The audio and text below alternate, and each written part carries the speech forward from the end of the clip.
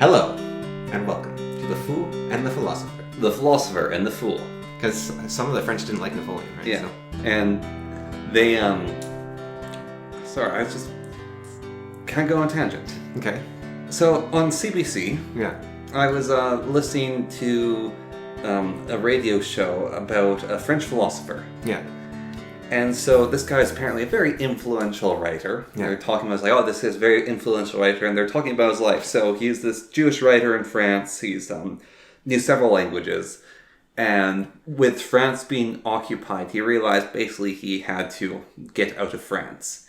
And the CBC keeps talking about this guy and, like, glowing things about, like, all his writing is very influential. And they tell a story. So he found, like, a guide and made his way through the mountains to get to Spain. I think he's planning to, like, travel from Spain to America or something was, like, the end goal. And they get into Spain, and he goes into this hotel room, and he was, like, traveling with his books, and he's very sickly. And he basically ends up getting asked about his paperwork before he can head to America. And at this point in Spain, they weren't really at war with anyone. They were sort of, like, just trying to uphold order, and they realized that this guy's, like, a French Jewish citizen, and so they're going to send him back to occupied France. Yeah. So he didn't want that to happen to him, so he kills himself. Anyways, this man's a massive communist. And, like, his works were all, like, communist writing and I'm just a little pissed off with this CBC. That's just what...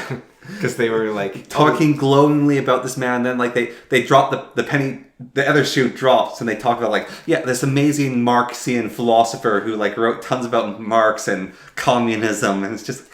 Why are you glazing this man? Hitler's opinion on Marx was interesting. Because he said that Marx had a really keen eye for determining the problems of society. Like, he was able to exactly identify the problems of society. And then he did everything in his power to concentrate the poison like a necromancer in order to kill the entire world. Yeah. That was Hitler's opinion on Marx. So he's a very smart guy who used his power to just make something even worse. Because Hitler basically believed that trying to make everyone equal meant that if you said all... His argument isn't bad, except it has a couple flaws in it.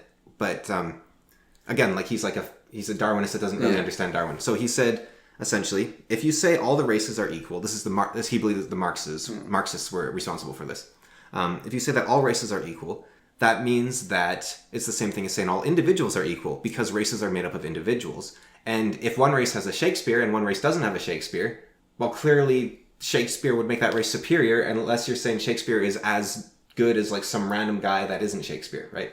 Yeah. And so you're actually denying the achievements of the individual, which means the individual has nothing to achieve, and so the nation falls apart and nobody tries anything, and you don't celebrate your own strengths, and your nation dies. And you also deny the fact of nature, which is that the superior are destined to override the inferior.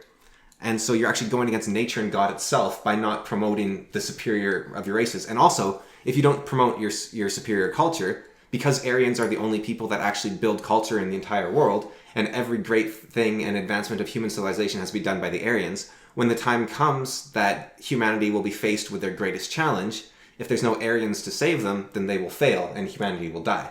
And so that was kind of his... And I was really curious, like, Egypt, China, like... The Aztecs. I found out about a funny comedian sketch, though, recently. Yeah. So... I'll talk about the flaws in his argument, too, but we can do your sketch first. Yeah, so the comedian, he's up on stage, he had this massive audience. Yeah. And I think he's in America. And he said, like, we white people, we've done a lot of nasty things like all the other races, and he lists them. He's like, so I want every white person in this audience right now to apologize to all the other races. Yeah. And all the white people in the audience, like, immediately apologize. And he's like, all right, now, everyone else, you see what just happened there? Now, you better accept that apology. Do you see how fast we organized? Well, it was actually...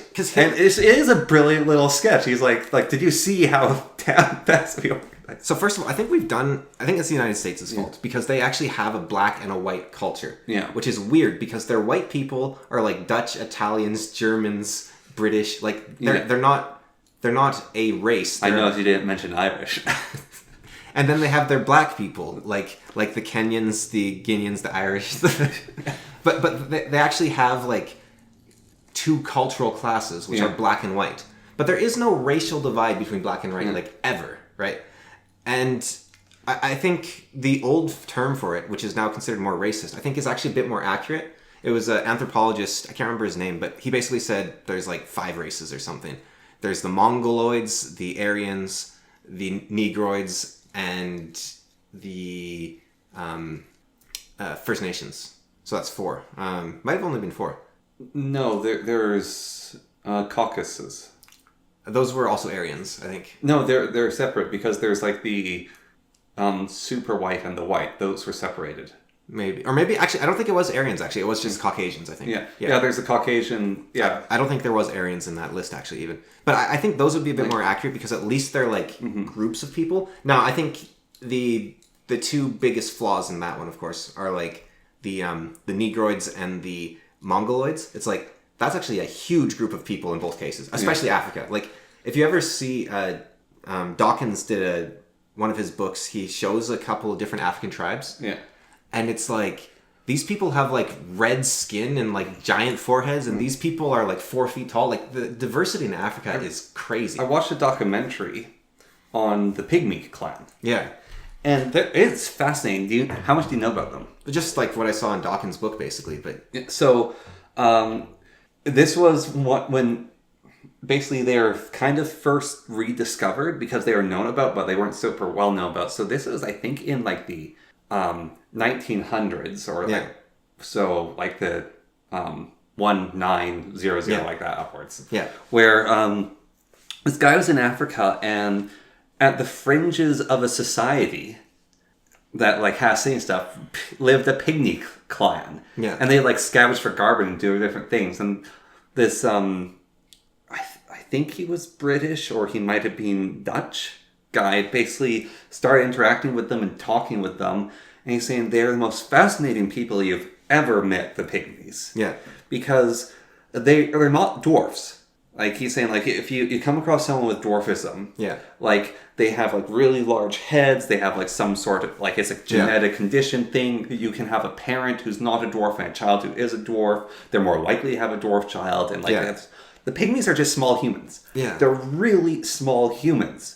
And they have these absolute, like, unique language, which is mixed with a music form, where they communicate through whistling over long distances. And so, if, like, you're far away, they whistle to each other. And he's saying, I would go out at night and, like, basically hide near the dump where they lived and listen to them whistling to each other in the dark to communicate to each other. And I hope to spot one of them. Yeah. And it's like...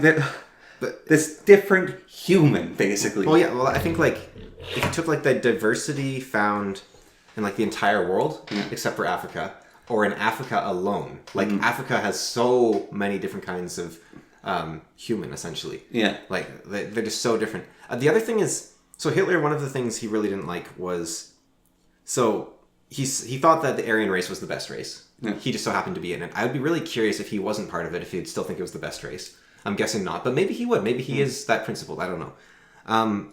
But he thought that some races could actually be stronger or smarter than Aryans. So it's interesting because he thought they were the best race, but he didn't think they were superior in all ways. But he said that the only thing that matters is what Aryans are best at, and that's their will to survive. Which is interesting because he said there's another race that also has like a fantastic, ridiculously good will to survive, and that's the Jews. Yeah. But he believed the Jews were evil for their will to survive, whereas the Aryans were good for their wills to survive. And he said, like, the Aryan will to survive, basically, they tried to build civilizations, whereas the Jews' will to survive, they parasited on other cultures and and took everything from them. So, but he believed that, you know, if you breed a horse and a donkey, you get a mule. Yeah. But the mule is infertile. So nature itself is saying that, like, mixing species is an abomination. And so therefore it's an abomination to mix the species of like Aryan with other species. Well, so she kind of thought of humans as subspecies rather than like races, which is... Well, so one of the weird things is there's ideology when it meets reality. Yeah, well, he has a very good ideology, but it's not how things work. This is actually ideology meeting reality in the other direction. Yeah. We have the ideology that there's not that much of a difference between humans or whatever. Yeah. But then we have this really nasty reality, which is, so if you're having organ problems or a blood transfusion, you can get like a donation from your kid. Yeah. Or you can get it from your parent. Yeah. But mixed race children are incompatible with both their parents. Completely. And it's a bit of a problem because... it's harder to find donors. Yeah, well, what else is crazy is even if you have... if you have mixed race siblings, they're incompatible with each other. Because it gets... And I assume that would be like... That's not like Italians and Spaniards. That's like a fairly wide gap. Yeah. Like an Asian and an African or something. Yeah. Yeah. I wonder... there's a guy in Australia. I think he retired, but... Yeah. He was called the man with the golden blood. And essentially his blood was compatible with anyone. Because he's like O positive or something. Yeah. And he donated like thousands of times because people are like, wow, this is like amazing. You're just incredible. But so I do think there's a bit of a flaw with the whole like mixed race idea in general, though. Like as you said, like if it's this big diversity, I guess they can't donate, which is a problem. And there's this reality versus not. But he thought... Oh, I lost the thought a little bit, but I'll just keep going with it, I guess, and bring it back in. He thought that the races were... Well, one of the problems is he thought that, let's say you were... you had a strength of 100 in your race, right? Yeah. And you marry someone with a strength of 50, and you have a kid with them. That kid will be strength 75. So he thought, like, if you are the perfect race already, whenever you marry outside your race, you're just diluting your bloodline, essentially, right? Like, you're just... Whatever you do, you're diluting that bloodline. It's like, how long is that going to last before you're the Habsburgs? Like, those people you hate, right? Like, and he's also wrong about genetics in general, because if you have a 50 and a 100, and they have a kid, the kid's going to be a 50 or a 100. Or a 120. Or a 120. Or they're going to be, like, anywhere in between. Well, there's a post of, it shows the mountain with his girlfriend. Yeah. And the caption of that is, "This makes me sad whenever I see this. My dad is like a 6'3" giant and my mom was like 5 foot nothing. Yeah. And so I end up as a measly 5'11". Yeah. And I weigh this much and I'll never be like as strong as my dad." And I think about one of my friends who, like his dad, I think is a little shorter than me. Yeah. And his mom's quite a bit shorter than me. And he's like 4 or 5 inches taller than me. He's like a giant. And imagine, like, the other thing is, I think malaria is a great example, where people with sickle cell anemia, it's like, well, you're less athletic because you can't breathe properly, right? Imagine if a malaria outbreak happens worldwide, and then all the people with sickle cell anemia, they're not even going to notice because they're immune. Yeah. And then the rest of the world just dies. It's like, you do need a certain degree of diversity within your species in order for it to not be wiped out by a random chance. Well, So the genetic theory of everyone coming from Africa, that has been disproven. I don't think it's been disproven, but it's been like less and less likely. But one of the interesting... It seems like that we might have had multiple sort of... Yeah, well, there's like multiple little seed points, but one of the things is... one of the current ones is basically the people of Africa come from a very small group. Yeah. And then the people everywhere else just always had lower populations. So it was like more dense there, and then... Yeah. But like the people from China, it's actually really hard to trace them back to Africa. Like they're kind of their own group that showed up there and spread out throughout Asia. So one of the things he believed about a nation was that people weren't there to unify in a nation as an economic unit to improve their lives through that economic unit. Instead, and the more I read... Oh yeah, that was the thing I was going to say. You're talking about how people deny that the races are unequal, but then they can't have the kids.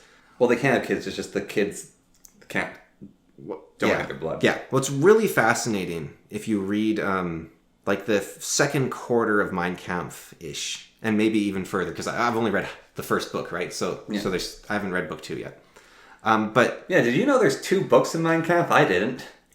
But the bit where he really talks about his beliefs is fascinating because it seems to have been used as policy for the modern world, even when it doesn't make sense, but in reverse. So anytime Hitler says anything, he's like, I think democracy has like these couple flaws here, right? Yeah.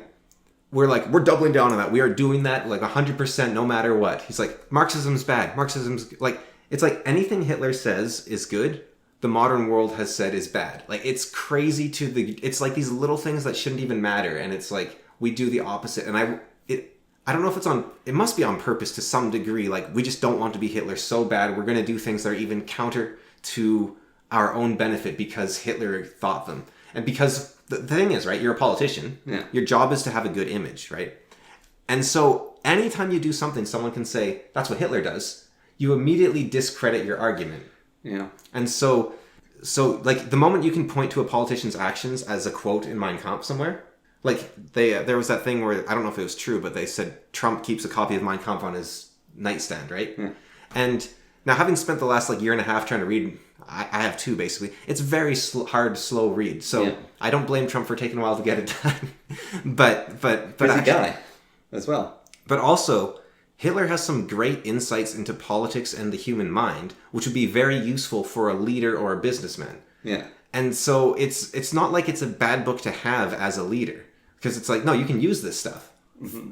For good or ill, and obviously, but the moment you are the leader who is quoting or using Mein Kampf, it's like, okay, well, so you have to do everything the opposite of what Hitler does, which means we are like shooting ourselves in the foot to not be Hitler. It's going to be a very strange and different world for millennials and Zoomers, Gen Z. Yeah, when they become the older generations. Yeah, because we don't have nearly as much as a connection to that world as the boomers and Gen X and the silent generation. Yeah. And we just won't have those hang-ups besides what we are told to have those hang-ups. But it's going to be like a bit of a reverse Chesterton's fence. Yeah, where they'll just... Well, I don't know. I think it is still a Chesterton's fence. Like, we do not want to be Hitler. No. I was having an argument... Like, we don't want to... Because I was having an argument with this, like, pro-Hitler guy. Yeah. And he was saying, no, people just don't understand Hitler's ideas there. And I was like, no, I'm reading Mein Kampf. I know what his ideas are. But it doesn't actually matter how good on paper his ideas are. Yes. Because look what happened. That is what happens when you have these ideas, no matter how much you like them. It's the same thing with communists. Like, just read the theory. It's like, no, I don't need to read the theory. I have read the theory, and the theory is actually terrible. But... Yeah. If you, like, I read the Communist Manifesto and I was like, everyone should have to read this book because then we'd have no communists in the world. But if you look at every single communist nation, it doesn't work. It's like anarchists, right? Yeah. Anarchists are like, I believe in anarchy. It's like, okay, let's make your country an anarchist nation and then the neighboring country will conquer you. Like, that's what happens. It's like, your theory might be great, but it won't work. You need to face reality as well. And Hitler's ideas, for whatever reason, led to the Holocaust. And I think I know why they led to the Holocaust, actually. Because there's a section in Mein Kampf that made me really lose respect for Hitler. Which, it had to happen at some point. Yeah. Which is...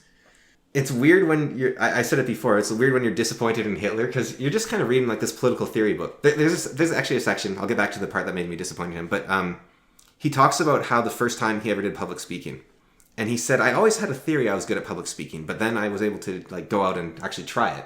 And I was able to prove to everyone that I was actually a good public speaker. And I'm like, oh, look at this braggart. And I was like, well, I mean, to be fair, he's probably one of the best speakers in the last, 150 years. I love, there's a thing I do to my new D&D players sometimes. Yeah. Where I'll take out the AD&D book. Yeah. And I'll open it up to the stats. Yeah. And I'll go, so, intelligence, whatever, I'll say it's like this person, Einstein, whoever, and then I'll go to wisdom, like I'll say like a few of those people, and I'll go, and charisma, so Shakespeare, what's his name, the leader of Britain during World War II. Oh, Churchill. Churchill and Hitler had a charisma of 18. Yeah. And they'll look at me like, what? And I'll show them the book. Yeah. Well, it's like, but it's really, when I read it, I'm like, oh, stop bragging. But then it's like, actually, no, he's not bragging. He's actually being honest. Like, he is an amazing speaker. Like, he was one of the best speakers. Yeah. And it's hard to compare them. Napoleon was another one. Yeah. People with charisma 18. I think, I was trying to think who's the greatest speaker in all of human history. And I'm thinking possibly Napoleon.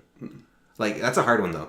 like Hitler, he's got that recency bias. Yeah. So it's like it's easy to say Hitler, but I do think like even someone like Churchill was pretty impressive. Now the main thing in Hitler's like Kennedy's up there. the main thing for Hitler for me, like everything I've learned about Lincoln, it's like this guy was an amazing leader. I don't know if that makes him an amazing speaker. He was a good writer. Well, have you listened to any of Kennedy's speeches? A few. I don't really know him that well. Okay.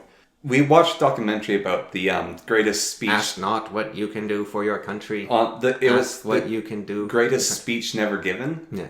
Which was a speech he was going to give if the astronauts died. Oh, that was Sapphire. Who wrote that? Yeah. Yeah. So Sapphire was a great speechwriter. Yeah, but Kennedy could deliver them. Yeah. No, Sapphire was an incredible writer. Like I've read that speech and it's like, holy cow, that was good. It's such a pessimistic thing to write. Well, you write two speeches and then you take the one you need. Yeah. But it's like you're inspired to write the speech after the event happens. Having them both preempted is just kind of like Well, someone like Sapphire shouldn't exist. Yeah. No, it's a little messed up because it's like, wait, is he actually a great speaker? Someone like Trump is actually a really good speaker, but that's like he's the greatest speaker of like the decade maybe. But you look at someone like Hitler and he's probably the greatest speaker of the century. Yeah.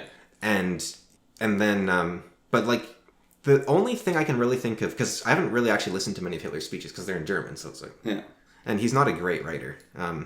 Like his ideas are powerful, but he's not a good writer. Like he does this thing where he'll vaguely reference something. Yeah. He'd be like, so one party did this and the other party did this. So clearly our party should do this. And you're like, what? Wait, which party is like, it's so hard to figure out what he's talking about like all the time. Once you understand what he's talking about, it's great.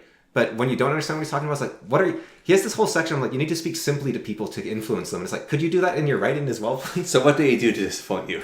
Before that, just like the thing he did that was the most like impressive, I think, is something my friend told me because his dad was alive in Nazi Germany, and it was after the closest assassination attempt on his life, where they essentially put a bomb under his chair, and it only blew his pants off. Like he wasn't uninjured, basically. I think he went a little deaf, possibly, but like he was basically uninjured, and like other people in the room died. Like you get to a point where you're like, he's actually invincible. like it gets strange because like how do your pants get blown off and you don't get injured? Like But people thought he was dead for a couple hours or maybe even a few days. And so the revolutionaries actually took over the whole government.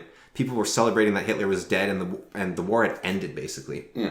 And then in the movie Operation Valkyrie showcases this scene apparently really well because my friend's dad, who was alive during World War II, said that was great. Like they did it right, justice, basically. But they're taking over the government. Everything's going great. And then Hitler goes on the radio and he says, I'm alive. I'm fine. The war is still on. Like and it instantly takes control over the government again. Yeah.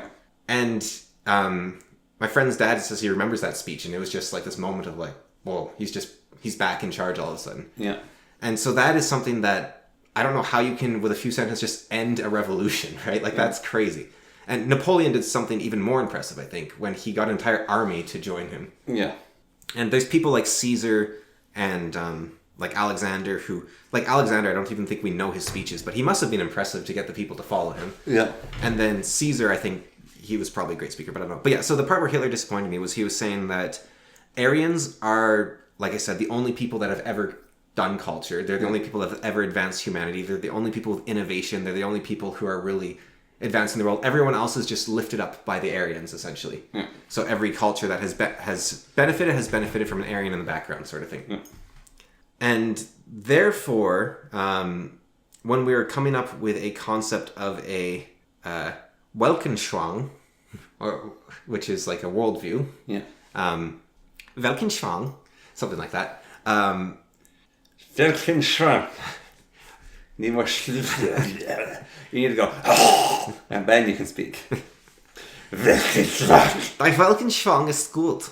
Dann Weltanschauung. That's a different, like there's a couple accents. Right, so you have to be like frothing at the mouth slightly. Right. So when he said that the foundational worldview that is to lift our country out of falling apart like it did during World War One. First of all, we have to be aware that nations, like I said, they're not economic units. They're actually created to serve the race, which I think he's actually right. Like I was thinking about it and I was like, you know what? You're right. Like nations aren't just created out of like economic convenience. They're actually like hey, let's make our race succeed. Now they've changed over the years, and maybe nations are no longer a racial entity, especially nations like the United States or Canada, like where, especially the United States, where it's like that's not or the UAE is another great example. Those are actually economic nations. The States is a bit more... Now, you can argue if it's a good or bad thing that they've changed for that. Well, the States is not an economic nation or a racial nation. It's actually a philosophical nation, which is really fascinating. Like, I think they've called it propositional nation in America, but it's fascinating because it's actually like an ideology-based nation. Yeah. It's like, if you believe this, you're American. Whereas almost every other nation on Earth is like, if you are of our blood, you're French or you're German or you're Chinese. And then you have like the UAE and Canada and Qatar, which are like, if you make us money, you're Canadian, you're... Well, Canada has changed itself because I think it's weird. Canada's actually slightly gone back to what it used to be. Yeah. Which is you're not American. Yeah. Because for a long time, that's actually what Canada was. However, Canada has become negatively you're not American, whereas before it was positively you're not American. Well, it's like you're royalists, technically. Like, Canadian identity was essentially you're That's a royalist. what I'm saying, is the Canadian identity was you're a royalist. And I think the ultimate betrayal of Canada was after World War II, those people getting independence from the British, like asking to become their own country, or maybe that was during World War One. That was, I think it was World War II, but yeah. I think that is actually the ultimate betrayal of Canada. Like, Canada as a nation's identity, I think, was being a loyalist. I think them becoming their own country is the beginning of the end of Canada. Like, I actually think that is the beginning of the end of Canada as a nation, and Canada, in my view, will end as multiple countries, because it is no longer the loyalists. Yeah, I don't know. I don't know if it'll, like, I think you're right, it could be a betrayal, but I don't know if it'll make Canada fall apart or not. I did see an interesting video about there's First Nation groups who are kind of messing up, well, it's kind of the legal system's fault in of itself. Like, the First Nation groups may as well go for it, but the legal system is essentially giving unceded land back, and it's causing all these headaches of like, okay, now there's 150 people who don't own a house, and there's also like we owe this First Nation like $9 trillion, which we don't have. So what are we supposed to do about that? And the only solution is basically, now there is actually a really obvious solution, which I think is what will happen even in your worst case scenario. It's an awful one, but essentially you actually do give all the unceded land back, and then you conquer them. Like, you just go in there and you actually, because you're like, oh, we never fought over this. What's interesting, you look at a map of like, this is happening in Quebec and BC mostly, right? The Yukon is basically secure because we already hammered out all the agreements. We're like, well, we're secure twice, actually. Yeah. We belong to the UK. Like, I've looked at it legally. I've asked the AIBA as well. Yeah. If Canada is to balkanize, like, because we're a territory? Yeah. The territory, well, no. It's weird because so territories are like crown land or something, basically? Northwest Territory and the Yukon are the third one. What was that called? Nunavut. Nunavut would go to the Inuit. Yeah. Because they've like done It's actually their land, yeah. They've done a bunch of stuff to do that. I don't know 100% about the Northwest Territory, but the Yukon would quite literally just go to the Crown.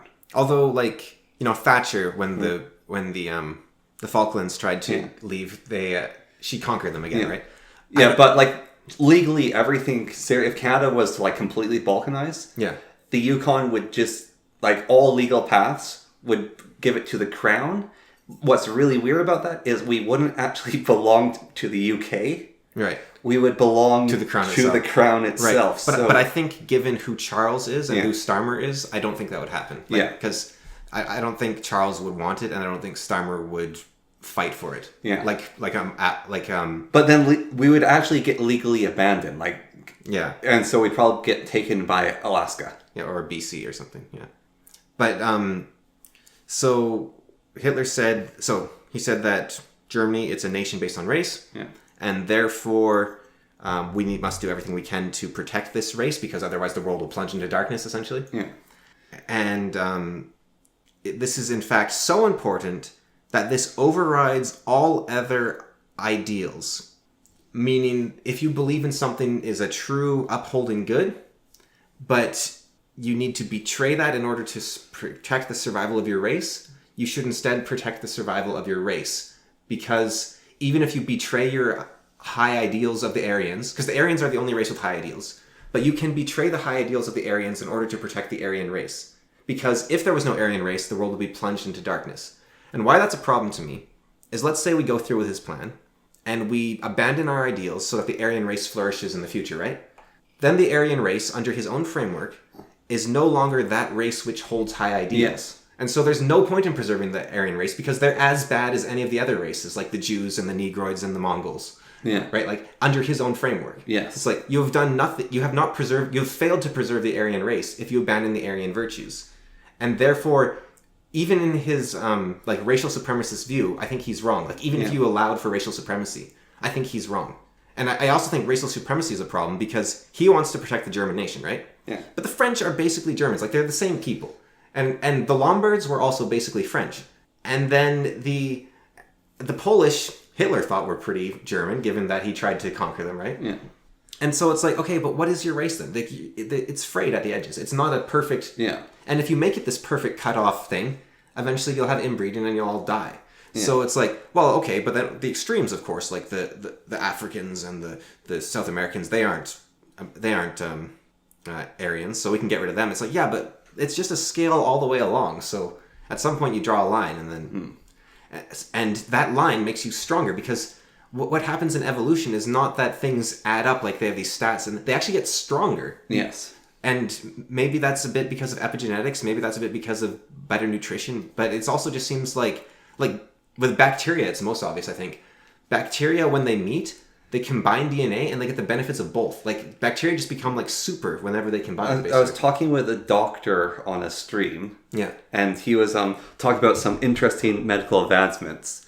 And here's the first stream he ever did. He wasn't very good at it. And so I was trying to like give him questions to help him, encourage him to speak better, basically. But he started talking about antibiotics. Yeah. And he's saying he's really worried about the future of antibiotics because basically bacteria are immune to every single one. Yeah. Now, and he's saying there was some promising studies done on like this new field of antibiotics that like created 12 new antibiotics. Yeah. We put them into circulation. Yeah. And almost immediately the bacteria became immune to them because bacteria basically are looking to become immune to things. And he's saying there's a growing movement basically to not let people use antibiotics for like the next 20 years. Yeah, just to have a reset so we can... Yeah. Because it is like expensive to be immune to a bunch of things, but it's worth it given that there's so many antibiotics around. Yeah. And I do think like when you have, let's say, a mixed race, as it were, you have some children who have the worst of both. You have some kids who are mixed, and you have some that are the best of both. And then under his Darwinist worldview, the kid that's the best of both will have a bunch of kids, and then that's how evolution works. So in D&D, Yeah. there's the miserable creature called the Dwelf. Yeah. And the Dwelf is a dwarf elf. Yeah. But they have this is from Dragon Magazine. Yeah. They have the worst of both parents. Right. So Dwelves are awful. I think it was 2 or 3 publications later. Yeah. Someone else wrote an article about the Elwolf or something? Yeah. Which is the children of a dwarf and an elf. And they have the best of both. Jeez, and his writing about them and what they are epic. So that's like 0th edition? Yeah. So they can look for traps like a dwarf. No, this isn't. This was later in Dragon. Okay. This was, I think, AD&D at this point. So, but they were talking about like their culture and things. Yeah. So, like a Dwelf doesn't have any of the immunities. Yeah. But so the other one is immune to poison. Immune to charm and sleep. They're immune to charm. They're immune to sleep. They're incredibly smart. They live longer than both elves and dwarves combined. They have amazing constitution. They're highly dexterous. They have very high wisdom. And then, like, in lore writing wise, they're incredibly attractive to everyone. Like, both their men and women are incredibly attractive, and they're not like they don't have the alienness of the elves. Yeah. And they don't have the groundedness of the dwarves. They're basically like superhumans in appearance, and all other races find them very good looking. So they're like the quarterlings in Edge Chronicles. Yeah. They're basically humans but better. Yeah. In every way. Like, you could mistake one of them for a human in appearance. However, it's like the best looking human you've ever seen. If Hitler had read Edge Chronicles, he might have actually like, wait a minute, the quarterlings are the best of every race. But tangentially off Hitler, because I think that's like my main problem. It's like you actually just abandoned all principles. Yes. And that I think that's why the Holocaust happened. Didn't stick the landing. Like even if he had, I think racial supremacy would not be taboo today if he had, like you said, stuck the landing. Yeah. And instead said, like, yeah, Germany is going to try to be the best at any cost, and we lost because, we didn't stick to, and we lost because we stepped to our virtues, but we stayed virtuous, right? Yeah. Because if you do that, like, he's not exactly wrong that most nations are based on a race. And I think the really high immigration right now is actually because Hitler hated immigration, and so it's like, well, we got to do the Hitler we got to be against Hitler, right? And vengeance against the dead man. Well, it's not. It's like I said, it's fear of being called Hitler by your opponents. Yeah, and it is vengeance against a dead man. Yeah. In essence. But I don't think politicians are actually that good. I think they're actually just like, hey, this is free points. Yeah. Like I don't think they're actually good enough people to even want to like. They're not cool enough to do that. Like they're not moral enough people to think that they need to hurt Hitler. They just want to hurt their opponent in the next election. Yeah. Which is another mark against democracy, but because Hitler didn't like democracy, Now, I'm not saying I'm anti-democratic, but it's just... I am. We can't have any... There's very little proper criticism of any of these things because Hitler did it, and so it's there. Yeah. So, I also wanted to talk a bit about his death, because it's kind of weird and interesting. All right. And then I guess we're probably running out of time for you, or... Yeah, it's not bad. Okay. Yeah. When do... I have 4 would probably be when I'm done, which is... based on your clock in an hour? Yeah. Okay. Yeah, so I have a bit of time. Okay. So, like an hour. Good. So, because I've heard people discredit Hitler being an animal lover, which I thought was strange given I told you that section about him, like, enjoying watching the mice play. Yeah. And, because if you're trying to become... Because, like I said, I think Mein Kampf is a lot of propaganda, and him saying, like, look how cool I am, I should be the leader. And him actually being able to back that up as well. So it's not like Marxism where Marx was like, and I, of course, should be the leader of the communist revolution, because like Marx, you're nobody. Stalin is the guy. Not even Marx, you're nobody. Marx, you're an awful human being. Like, yeah.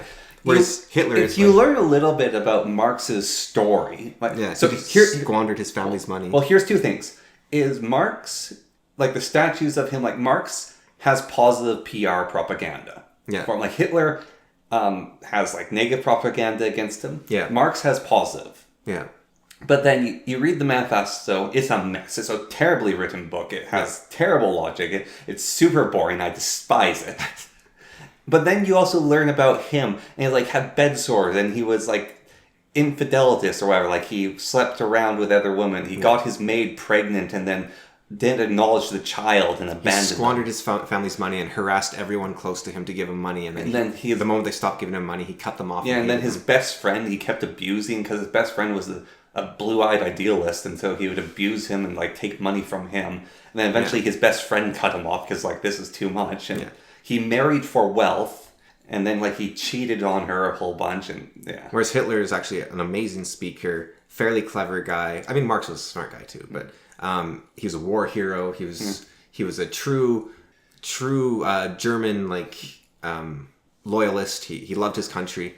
Although it's strange because if you look at his citizenship on Wikipedia, he was born in Austria, and then he lived in Austria until he was like 16 or something, 14, I don't know what it was. And then he was an unlettered citizen until like 1938 when he took over the government. So they actually elected a non-German to power because he just refused to go back to Austria. So he just stayed in Germany for like the next 12 years or whatever it was, 15 years. I'm going to say, considering he was a soldier and a veteran for the German army.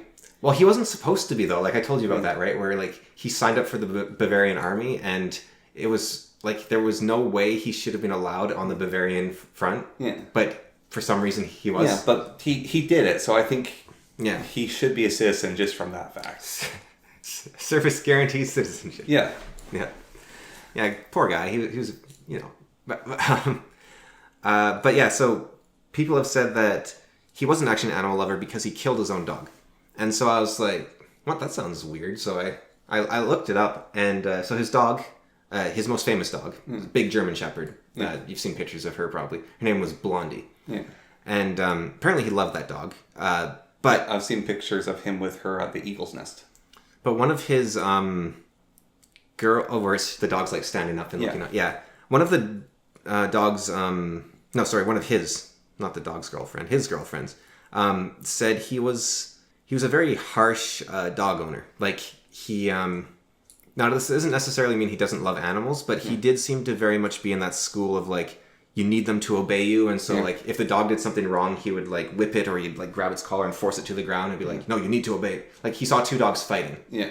And so he grabbed both the dogs and tore them apart and then started beating them with his whip. Yeah. And his girlfriend was like, whoa, stop, you're hurting them. It's like, no, I need to stop this so it doesn't happen again, right? Yeah. And so it kind of does fit his character given the whole, like, everything he did with Germany, right? Like, he's very much like, my ideals go above my compassion. I have no room for compassion when my ideals are concerned. Yeah. And it's like, no, I think God or whoever it was gave you that compassion for a reason, Hitler. Like, you can't just beat these dogs. Like, you're not actually helping the dogs. Because there's this, you remember our stepsister, she went to dog training school, and after she went, for many years, she got better, but she was very harsh to dogs for a long time after. She's like, no, this is what the dog trainers say you have to do. But there's this really interesting thing I was reading about recently related to the Ben Franklin effect. The Ben Franklin effect. Where if you treat a dog harshly, like the schools say is the proper way to discipline your dogs, right? It actually means, instead of like cuddling them, be like, oh, you're so cute, right? It actually makes you like the dog less, and it makes, if you treat them harshly, and it makes you like the dog more if you treat them like, oh, you're okay, baby, here, have a treat, right? And you treating the dog better, or you liking the dog more, or you liking the dog, if you like the dog less, you'll actually have a less obedient dog, and if you like the dog more, you'll actually have a more obedient dog. So you can it's actually counterproductive to be this super harsh, like, so it doesn't really work. So, is the story boring you? Or? No. Okay. So going back to Blondie, so he did kill Blondie, sort of. He ordered one of his men to kill Blondie, but it was because it was the end of World War II when he was realizing he had lost. And so he went to the Führer bunker, which is ridiculous. That I thought that was a fake name, but it was actually called like the Führer bunker. Yeah. And he said... That's where the joke, the Starmer bunker, comes from.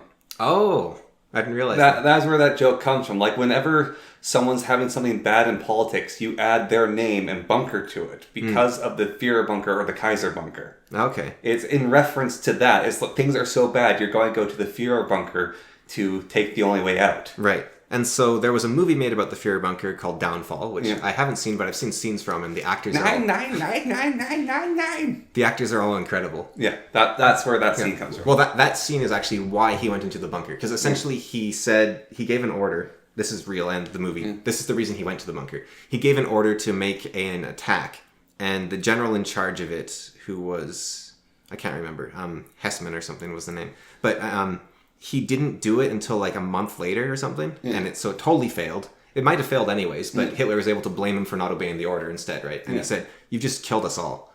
And so then he told the soldiers, I'm going to go into the Führer bunker until the end of the war, and then I'm going to kill myself, because we've lost. And so he went to the bunker. He stayed there for like a month or two. Like, the war didn't end immediately, but at that point he was like, you just lost us the war by not following my order here. Which, it's kind of like... You didn't follow Hitler's order, you lost the war. Like, if you didn't follow Rommel and you lost the war, fair enough. But, like, was Hitler actually an amazing tactician? I don't actually know. But, like, he did all right, obviously. But he had a lot of good generals, so... I don't know. I think he was just hoping a surprise attack would turn it around. But, so he went to the bunker, and then he talked to his doctor, who he said, okay, what's the best way to kill yourself? Because, I don't want to, like, suffer or, like, just horrible.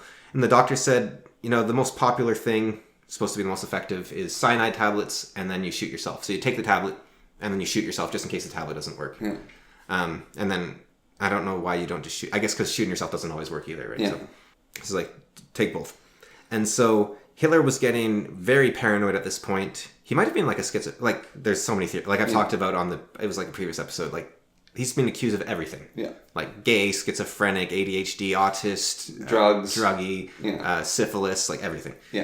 But he seemed to be getting very paranoid, and he thought his doctor might actually be giving him fake pills so that he wouldn't die when he took the pill. So he wanted to make sure the pills were real, so he tested one of them on Blondie. So he ordered his dog handler, who was one of his closest friends, and well, not necessarily friend, but closest associates. He was like his valet, basically, like his sidekick. He's like, okay, so I need you to administer this to Blondie. And Blondie did not want to eat it. They had to like force it down her throat, and so it was awful sort of thing. Like there's like a guy holding her still while they like shove this down her throat. Basically, it killed her. And in according to, I think it was the handler's account, the mood at the bunker after that was like grim. Like everyone was upset because they all loved Blondie, and then they killed this dog. And they said when Eva Braun killed herself, like Hitler's wife, they were less upset about that than they were about Blondie dying.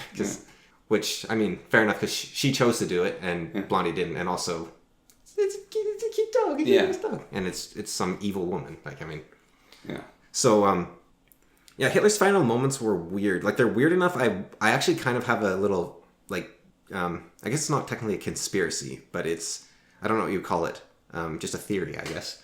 I have a theory that his dog handler actually shot him for revenge for Blondie, because he was like the last person to see Hitler alive, and Hitler had these poison capsules. Eva Braun took one and died, and Hitler took one, and then he shot himself. And it's like, no, I don't think Hitler even took one. I think he just straight up shot himself. And it's like, why would he shoot himself when he had this like relatively painless like pill to take instead, right? And so I think what happened was actually the dog handler snuck it. But why did they kill themselves in the bunker? Did they not want to be like captured and tortured? Probably, yeah. Or it could be that he could have been like, maybe not a narcissist, or maybe he was, but something like that, where you're like, you have this worldview that is so integral to everything you believe. And the fact that you lost the war in the way you lost the war shows that your entire worldview is wrong and that you were actually a terrible leader that did horrible, horrible things. That's like impossible to bear at some point, right? I learned something interesting, like I realized it about seppuku recently. Yeah. Which is really weird. So seppuku is you've dishonored yourself. Yeah. And the only way to make up for it is to kill yourself. Yeah. Now, how you do it is you cut open your guts. Awful way to die. Yeah. So a big part of the seppuku ceremony is you have your second in command cut your head. Not even your second in command. You have your best friend or your son do it. Right. And so an important part of seppuku is you actually have to have family members that you can trust enough and rely on enough to kill you. Right. So you don't suffer. And so there's like these Japanese poems and stories where like they reference it basically in Demon Slayer. Yeah. Where this... So the better person you are, the easier it is to regain your honor, essentially. Yes. So a Demon Slayer clan leader. Yeah. His heir, one of his sons, becomes a demon. And he's so shamed by it, he kills himself. Yeah. And his other heir, his other son, is saying, how could you do this to our grandfather? He killed himself and there was no one there to cut off his head. Because I wasn't there, he was alone. You became a demon. Like, how could you do this to him? Yeah. And so it's like, he tried to regain his honor, but he didn't have someone, so he's like dying for like several hours. But it also means if you betrayed everyone so you have no friends or anything, you can still regain your honor, but it's going to be a lot harder. Yes, exactly. It's way harsher. It's kind of a neat, it's a good like game design. It's very clever like system. I like it. Besides the whole horrible death thing. Yeah, but it is like it's more nuanced seppuku than I thought. Yeah. Well, no, I think Hitler's valet might have done it in like revenge, not like to help Hitler up. But yeah. But actually, it seems like no. I don't think anyone has that theory. I think they think it was Hitler that did it. But do you know about Rommel's war plan? No. So there was, I don't remember if it's his journal or it's like a theory crafted by people or if it's like leftover war plans. But Rommel actually had a plan to win the war that people think could have worked. Wow. I just don't believe Germany could have won. Like, well, so his plan is brilliant. Yeah. They don't attack France. Oh, you mean like at the start of the war? Yeah. Okay. At the start of the war. So Rommel had a plan to win World War II. Yeah. And it was, they don't attack France. Yeah. They don't attack Russia. Oh, yeah, there you go. What they do is everything in between becomes theirs. Yeah. And they do the shock and awe of taking everything very fast. And they do have to attack France. Yeah. But what they do is they go around that wall. Yeah. They destroy the army and then they leave. Mm. So they say, we spared you, France. Yeah. And then they do the Africa campaign. Mm. And they take over those colonies that are separate of like little nations. They take over Norway. They take over all that. And then they say, we're breaking all these ties. We don't owe you other people money. We are Germany. We are strong. And then they sit and become strong. And then they can take France. Well, see, the thing...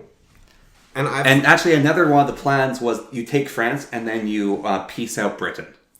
The problem, like, Hitler did not want to fight Britain. He actually really admired the British people. Yeah. But I think one of the main problems with Hitler as a leader is he had this very deep-seated belief that you only diminish yourself on the defense. Yeah. And you can only progress on the attack. So he believed that the Marxists were winning because the current democracy parliamentarians were only trying to play defense against them. And because they were both founded on which we'd call today liberal values, and the Marxists were a unified front attacking the liberal values, the Marxists would win. So the only way to defeat the Marxists was to have a unified ideology, the Weltanschauung, which would actually attack Marxism directly rather than just being a defensive ideology, because you can only be unified in an attack. And that's also why I told you, we were driving in the car, why I told you about how he thought anyone that wanted to join your movement that was tangential to your movement, he didn't agree with having. Like, I heard a talk yesterday where someone was saying, like, would you, as a Democrat, vote, if a furry wanted to vote for you or an otherkin or whatever, would you take their vote as well? And he said, yeah, well, we need everyone we can get, like everyone that's kind of on the left, get them together so that we can win. Hitler was actually super against that because he thought that if you have a bunch of different interests, like the right is doing this right now, and it's really obvious that they're, like in the States, they're completely falling apart because they have people like Andrew Tate and Nick Fuentes and Donald Trump and Jordan Peterson and Ben Shapiro all on the same side. And the moment you have like an anti-Semite and a gay Mexican and a gay like these people hate each other and they're completely falling apart into pieces. Like Trump had this amazing government when he was elected the second time around because there was a bunch of people with completely different worldviews, like Elon Musk and Trump and Tulsi Gabbard and everyone. And it imploded because they just did not get along. Like Trump and Elon Musk is the biggest one by far, but it just doesn't work because they actually have totally different worldviews. And so I do think Hitler's actually correct in this, that you need to actually have a unified front together. So, but the problem is Hitler believed that Germany really needed Russian land in order to survive. And so he always had to attack Russia, I think, under his worldview. They had to attack Ukraine, actually, specifically. They needed Ukraine for the food. I was listening to a little bit of Realpolitik, which is with Firas Modad. He's a geopolitical analyst. Yeah. And he's explaining what empires need, and he's saying the whole reason why they attacked Ukraine was Ukraine produced all the food, and Germany didn't have the food. That was one of the problems. Well, he wanted Germany to have all its own industry, basically. Yeah. And so they needed Ukraine, and Ukraine belonged to Russia. But he also wanted the Aryans to eventually be the only race on Earth. So it's like he couldn't stop under his own worldview. So it's like like if he didn't have his worldview, they could have done a lot better. Yeah, probably because Rommel was like possibly one of the best generals ever, like in all of history. Well, he's an amazing tank general. Yeah, but the fact that he could also use tanks, and in World War I he was super successful, and the fact that he could actually use a totally new kind of warfare successfully. He was the only. I don't remember what they were called. Were they called the Allies in World War I or the Entente? They were the Allies. Yeah. Anyways, he was the only bad guy in World War I. Axis. Well, they weren't the Axis in World War I, but he was the only bad guy in World War I. Let's say to actually, I think it was the Triple Entente.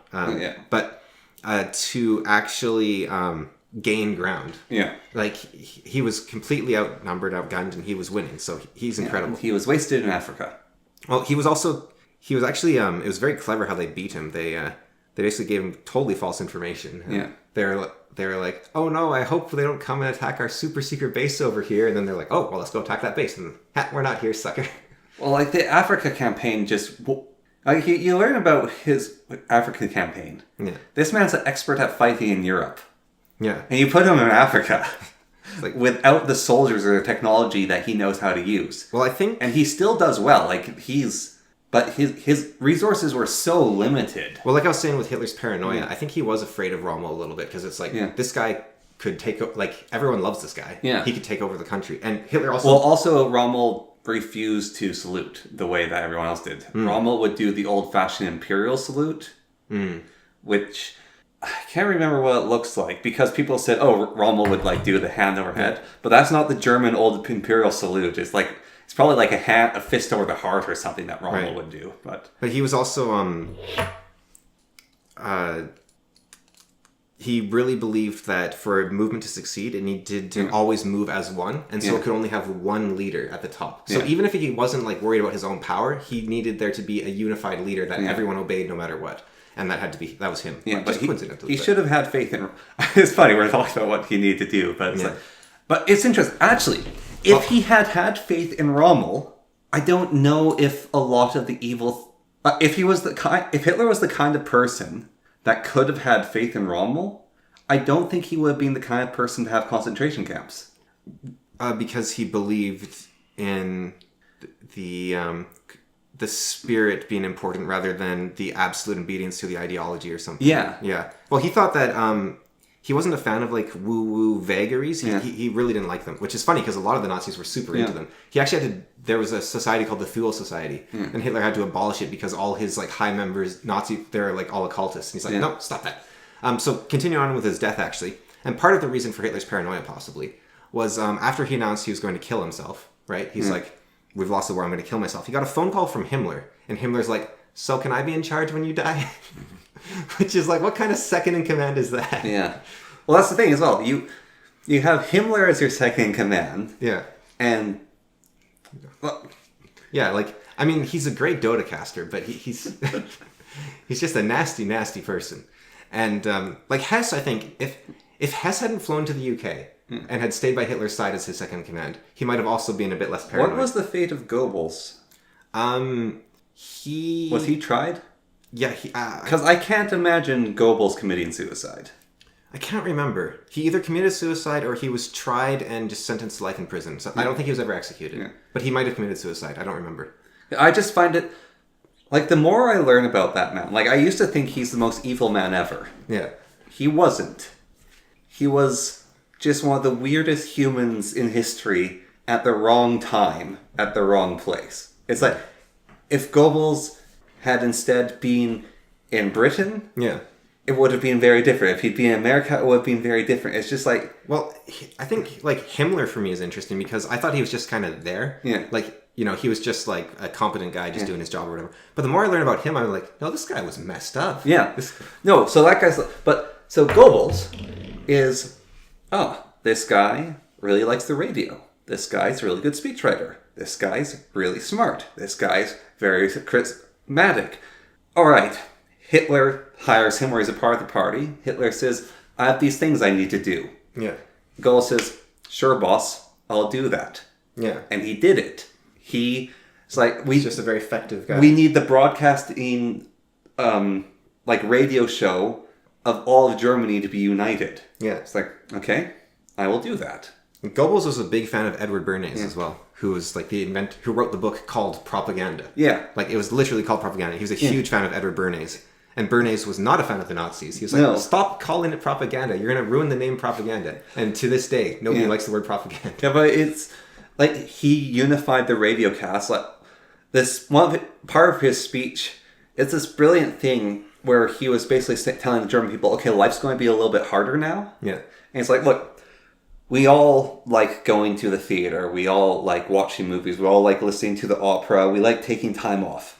But the Führer right now, like our dear leader, is working every single day. He's working for his heart. He's not eating as much as he could. He's like having smaller meals. He's living the same way a German soldier does. And I know you citizens back home aren't soldiers. And I'm not asking children to be soldiers. I'm not asking the women to be soldiers. I'm not asking old men to be soldiers. But you have to act as if you are soldiers if we're going to win. Yeah. Because the enemies, they hate us. They want us dead. They're like communists. Like, you look at what happened in the disaster of Stalingrad. That is not something humans could do. Yeah. So everyone has to be a soldier. You have to do your part. And it's like, it's such a reasonable speech. Yeah. And you look at the propaganda. You even look at him. He's creepy. Yeah, no, he doesn't. Like, he looks slimy. He was called, like, rat-like. Yeah. And, like, some of those images are the worst pictures. But even look at... for me, it's not his nose or, like, his hair. It's his eyes. Yeah. You look at those eyes, and it's not that those are the eyes of an evil man. They're eyes of a man who knows exactly what he's doing. Mm. You're like, it's that absolute. And I feel like he's the sort of person who you could say to, all right, we need to like kill this group of people because we don't have the resources to do it. And he's like, all right, let me figure out the logistics. Yeah. And then he'd figure out the logistics, and he might even go, yeah, killing a lot of people sucks, but I understand what's behind it. It's the best option. Yeah. And so he'd feel bad about it, But he's not going to lose any sleep over it. Like, that's the sort of, like, feeling I get from his eyes. Like, with Hitler, I'm not sure... I don't know this, so don't take this as gospel, because I've never... I want to look into it more, because Hitler's sister said he never knew about the Holocaust. Yeah. And I find that kind of hard to believe, but he might have never really thought about it too much. But one of his... It was either Göring or Himmler actually visited, like, one of the camps, and was, like, horrified by it. That was Himmler. Yeah. And Himmler was like, yeah, you're doing good work, just keep it up. But he was horrified by the whole thing. Yeah, no, what I've learned about Goebbels is, like, what I think is, Goebbels won't say, you're doing good work. Yeah. This is necessary. Yeah. Like, that's the man that Goebbels was. It's just, he's... Well, and I think it's necessary because Hitler has that line, and Hitler unified the party. Yeah. And he has that line where he says, you know, you can sacrifice any ideal for the survival of your people. And you need your people to be unified or they will die. So, therefore, you can do anything to unify your people. Yeah. Like, anything at all. Goebbels is like Antoine Bismarck without the emotion. Yeah. Or the fantastic mustache. Well, without the love, actually, I think. Yeah. Yeah, well, I do think... Like, I think Otto von Bismarck was actually driven by deep love in a lot of what he did. He seemed like... I don't know much about Bismarck, really, but he does at least strike me as someone who cared about humanity to some degree. Yeah. Like, because I don't think you can be a diplomat without understanding humans. Like, I don't think he cared too much about the individual human lives, given, like, he started a war for, like, between Germany and Spain, I think, just to tick off France. Like, he did so many things that were... he did some brilliant things while unifying Germany. Yeah, like the doctor in the letter between the leader of the, like, North and South Germany. And well, even when there's, like, the smaller states... Yeah. The maneuvers he did basically to condense the smaller states into the larger ones was just, like, brilliant. Yeah, but when you do... Like, there's a reason there's a whole field of diplomacy called Bismarckian. But he's very, like... He said, like, you don't want to see the sausage being made, right? Like, that was him. And it's like, he was just chucking away, like, lives to do it. So it's like, I don't know if he was a good person exactly, but he was very competent, very clever. Yeah. Except... He might have messed up in the end, given the whole World Wars things that happened. No, I think his mess up was he's trying to make himself unredundant, like irreplaceable. Yeah. Well, yeah, because he was worried about getting fired constantly. Yeah, because he was more popular than the Kaiser. Yeah. And so he set up a system only he could run. Yeah, he put like a dead man switch in it. And only a fool, only an absolute moron, only a complete ninny hammer would fire Bismarck. Yeah, but I think, like, one of the, not counting China, right? Yeah. One of the worst, like, periods in human history was, like, the French revolutions after Louis the 16th. Yeah. And that was kind of Louis XIV's fault, because he did the same thing. He made himself irreplaceable. Yeah. And when he died, and then... Died of dysentery. I don't know how he died, but... And when he died, and, like, the government fell apart, because basically a supreme king wasn't something everyone could do. Yeah, well, that's happened to... the UK multiple times. Which I think, like, Augustus Caesar, like, I think he's the greatest leader in human history. Like, it's not even close, because he basically said, I'm going to set this up so that if you have, like, 1,000 years of terrible rulers after me... Rome will still be the greatest empire ever. Rome will still stand. Yeah. Like he's easily the greatest ruler ever. Like, I mean, obviously there were some good people that helped it along, like... His wife. Well, I mean, like, other emperors down the line, like, what was his name? Aurelian. Yeah. And also, was it Tiberius? The guy is all before Marcus Aurelius. Well, yeah, but I was thinking of, like, Tiberius, like, basically completely balanced the Roman budget. Yeah. Like, in his rule, he just, like, got Rome out of debt entirely. Yeah. And then Aurelian, there was 3 civil wars at once going on, and he stopped them all and, like, re-stabilized the Roman Empire for another, like, 100 years, basically. Yeah. Are you talking about Marcus Aurelius or Aurelian? Aurelian. Yeah. No, the sun god. Yeah, so Marcus Aurelius, people blame him because of his son. Yeah. But I love what he did for Rome.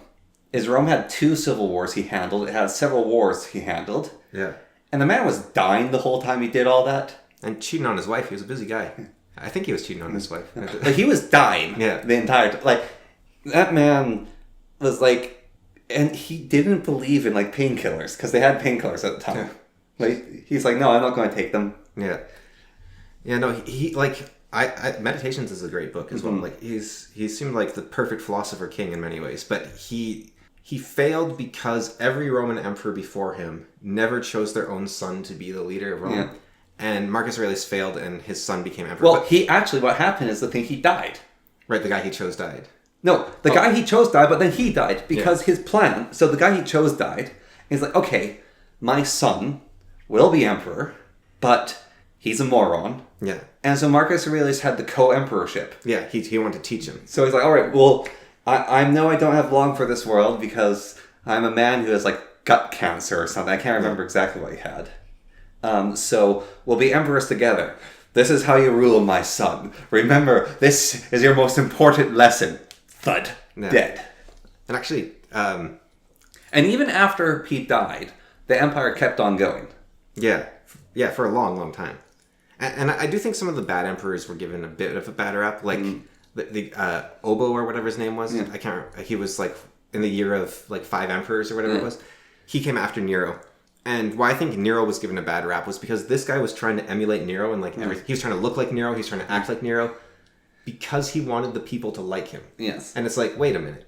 This guy's trying to act like Nero because he wants the people to like him, and yet you're trying to tell me Nero was a bad emperor. Yeah. Like that doesn't line up to me, right? Like someone lied somewhere, and it's probably Cicero. But Yeah, well, that's the other thing. That absolute freak of an emperor. We talked about him earlier. Elagabalus? Elagabalus. Yeah. So there is one counter to Elagabalus being an absolute freak. Yeah. Which is if you look at the person who wrote basically all of our source material we have on him Yeah. is by a man who despised him. Yeah. Well, like Caligula was also a very bad emperor. Yeah.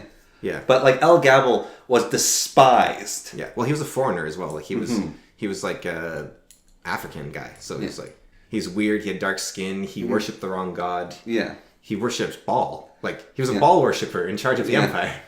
He was also he was young. He was a really young guy, and he was a bit like the Shrine of Minerva, which was the top god I think at the time in Rome. He put his portrait in front of it before he became ruler. So he's like, I want people to know what I look like, so they'll know I'm the king. So every time they go to worship, they'll see me there. Yeah. Like he did. Well, but okay, that's what we hear, right? Yeah, exactly. That's what I'm saying. Yeah. And that's where we're talking about with Nero. The guy wanted to be like Nero so people would love him. Yeah. And like Nero's death is really depressing. Yeah. The Fire of Rome.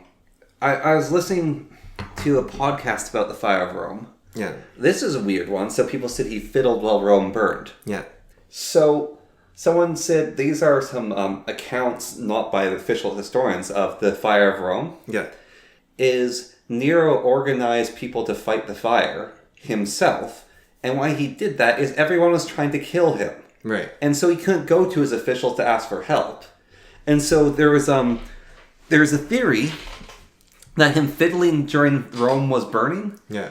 is he was getting people's attention. He was running around playing his fiddle to gather people because he's the fiddling emperor. People knew him for that. Right. Of course, there's also the accounts of Nero's candles, which I can't really forgive him for if it's true.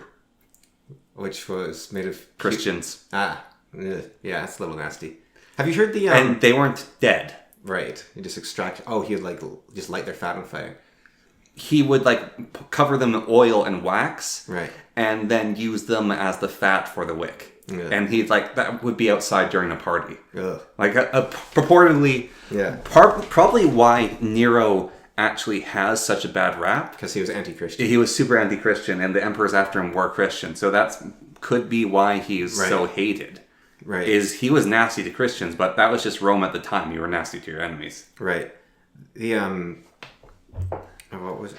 You're talking about the burning of the fire and the Him fiddling during the fire, trying to organize it. The man's old mount there tried to get him killed. yeah. And so he killed her. No, it was it's you know that amateurs meme where it's like the two guys are like, so this one was like, it's like the Visigoths and the Huns, and they're like, we killed 3 Roman emperors. Yeah, well, we killed 6 Roman empires, and then you hear like, amateurs. What? Amateurs! And guy flings back his cloak and it's the Praetorian Guard. Yes. It's like, the bodyguards of the emperor. There's a video of is like the top bodyguards in history. Yeah. And it's like number 1 Praetorian Guard, and then a historian pauses. It's like no. The Praetorian Guard had to constantly be bribed not to kill the emperor. It was worse to have a Praetorian Guard around you than no guard at all. Yeah. No, they were They were basically a mafia who held the emperors hostage. Yeah, if I remember, I might be remembering this wrong, but I think Commodus wasn't killed by the Praetorian Guard. I think they bribed his wrestling instructor to kill him. Yeah. Yeah, his bodyguards bribed his instructor to have him strangled. Yeah. So, they didn't kill him that time. But no, they were awful. They were like the eunuchs in China. The guys say, what a backfire. Although that's our assassinocracy right there. Well, no, the eunuchs is such a backfire. So, right. We need to have our advisors, our administrators, to be confident men. Yeah. But we need to remove all ambition. Yeah. How do you remove ambition from a man? You castrate him so he can't have children, so he can't have a future. Therefore, all of his ambition is gone, and he can focus on doing administration and running your empire without ambition. The only thing that matters is my legacy. And you as the emperor, can have the ambition, you can have the children, you can have the legacy. Yeah. How'd that work out, China? Yeah. How'd that work out? Didn't work at all. So I think I need to wrap up because I got a plan to leave. Yeah. But I just wanted to, on the note of the emperors, I actually think I solved social media. Yeah. Castrate everyone? No, how the emperors would appoint, a new emperor, and it worked great for, 5 generations. And I think it's a weird solution, but I think it would actually work. So basically, you have to get rid of all social media except phones, I think, and you can only make phone calls. Yeah. Okay. But you're not allowed to call the person you want to talk to, right?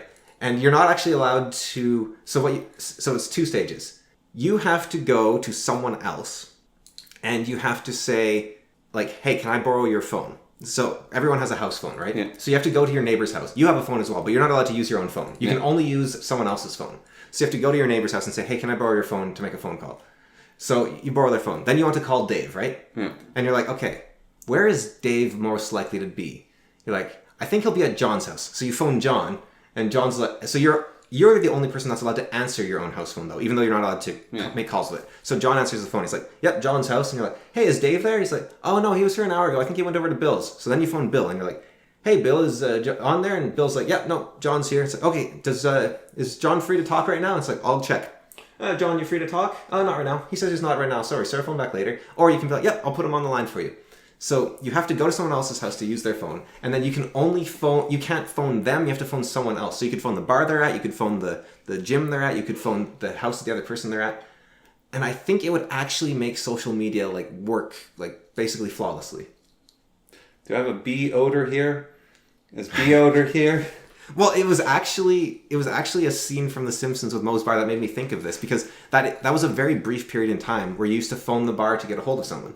And I was thinking, that's actually really good, because then the barkeeper can be essentially your secretary and be like, oh no, he's busy, just to cover for your friend, right? Yeah. But it also means you can only contact people when they're among friends. You can't isolate yourself alone and be among friends. You actually have to be with your friends to contact your friends. And you also have to be neighborly to contact other people. You have to go to other people's places. Which means if your neighbor's at home, you can't borrow their phone, you got to do something else with your day, right? It actually forces you to, do I really want to do this? Rather than, hey man, hey, how's it going? It's going all right. You want to hang out? Maybe later. Okay. And then you're just texting back and forth for 2 weeks trying to make a plan, right? It's okay, I got a hold of you. Finally, after a week, you're at Bill's place. We'll make a plan now, or we'll make no plan at all. And then you know if they're your friend or not too. So, it's just done and done. And I think the problem is, like I was saying with Hitler, you need a buy-in from the entire world, and nobody's going to do it. I think what will destroy social media is teleportation if we ever get there. Well, I think it might actually be, what's that called? Kessler syndrome? What's that? Where there's so many satellites, they start crashing into each other, and the entire communication network goes out. I think that'll be a great day for peace.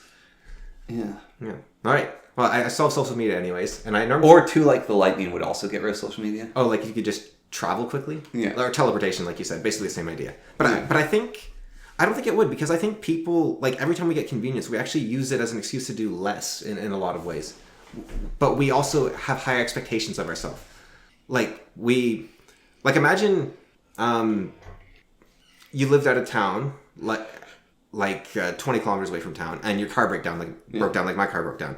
100 years ago, you wouldn't have a car, but you might, but you'd be like, okay, I just can't come into work for the week, right? Yeah. But now it's you can work from home, take your laptop home, you can work from home. But the thing is, you also couldn't actually live 20 kilometers from town if you had a job in town because of situations like your car breaking down. You have to always be able to get to work, so you'd still have to be within walking distance of work in case your car broke down. Yeah. So we've actually made society, you need to have a car, you need to have a computer, you need to have a phone. We count more and more pressure on people because we expect more of them. We expect them to be able to continue doing stuff despite everything. Well, I think the counter to that is Gen Z doesn't give a crap. Yeah, well, There's like older generations are complaining about Zoomers and their work ethic and a bunch of other things. But they're not getting anything for putting effort in, so it's like, why bother? Yeah, well, that's the whole reason. Is like, or it's like, no, that's the cost value isn't worth it. Yeah. Well, I said I kind of regret it because I think it's not quite true. But you know, when our mom was helping me like get back to my place because I didn't have a car because my car broke down, she's like, man, that's going to be expensive. And I was like, well, I'm not actually saving for anything, so I don't really care about the cost that much in a way. It's just like throw your money at it and be like, hey, fix that for me. But on the other hand, I wish I was saving for something. And the thing I'm saving for in some ways is like car breaking down. You lose your job and you need a couple months of rent. Like, I'm saving for disaster. I'm not saving for something I want, really. But I think, you know, if I save as much as I can, and then I meet someone who saves as much as they can, maybe together we can, like, you know, get a shoebox to live in or something. Yeah. That's the... But how do you meet someone when you don't have any time to spend with people either? It's like, well, what you do is your car breaks down, and you go to your neighbor and you be like, hey. Yeah. But actually, like, that's actually how you meet people, is you're forced into connections with people. And what humans do is we make every convenience and technology make it so we're forced less and less into those uncomfortable communications with people. Yeah. I thought it was funny after I talked to her, like I knocked on her door and talked to her. The first thing she did is like, hey, you want my phone number so you can like text me if you need something? I was like, I can walk like 3 steps and knock on your door, but but you know, it's also like because I would get stranded at work and she works by my work, so it's, yeah. But I thought it was funny, like not necessarily what she was doing, but in a way, the first response is, okay, how do we create that wedge again? Yeah. like because then you don't have those connections. You're not forced to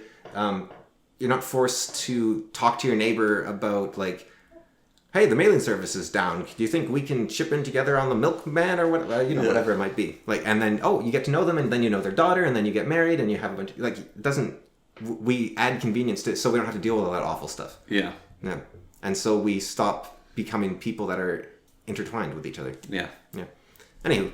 That's depressing. Well, yeah, that's why I'm kind of anti-phone. But my social media fixes that, right? Because you're actually reliant on 2 other people for the system to work. Yeah. Every time. So it actually brings you together. Yeah, it just sounds inconvenient. But it needs to be. You need to have that way. You need to have a friend, and your friend needs to have a friend for you guys to talk. Huh. And then, because what people will do is they won't die in a hole. They'll actually make friends. It's just, I was thinking about this. I can't remember what the exact circumstance was, but I was thinking like I would probably do something with like a 25% chance of death, like, you know, driving a car that's falling apart to work, rather than be like, sorry, boss, I don't want to inconvenience you. Like, there was actually, it was called Murder Next Door, I think. It was like a book where a guy talked about how this serial killer would actually lure people into his house by just like inviting them for supper, and they'd feel too awkward to decline, even though they were pretty sure he was a serial killer. And it's like, people are just weird. We're so weird. We have this huge inertia problem. Yeah. But if you force the inertia, then you get better at it as well, right? Like, and so I think a society that removes all need to get over your inertia actually will cause you to have a lot of problems. Yeah. All right. Ciao.